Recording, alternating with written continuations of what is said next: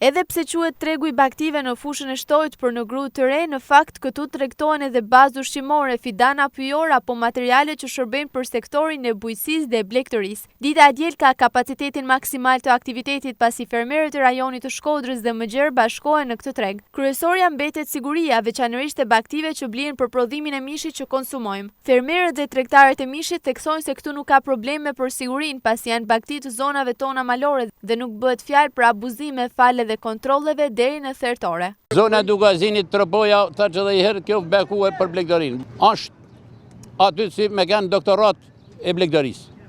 E pasër dhjetë tonë zonat e Dugazinit. Baktia nëse pa matrikulume nuk e marrim.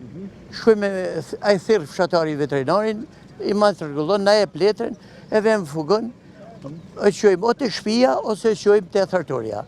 Edhe atëherë kur t'jena të sigurt me të rregulla veterinari, atëherë e therë. Përdryshe, kthej e thot. Pa matrikullim nuk merr kush bakti. Gjatë rrugës me të kontrollu edhe gjatë pazareve. Këtu vetë veterinari, për çdo rrallë veterinari shef matrikullimin. Shih vetë si janë matrikulluar me baktin. Por përveç sigurisë së baktive të vendit, edhe për fidanat pyjor dhe të pemëve të prodhuara nga fermerët vendas nuk dyshojnë. Janë certifikume? Po tjetër, i kemi etiketë. Po etiketën e aty që të garantan. Mos etiketës, unë orientohem dhe i marr.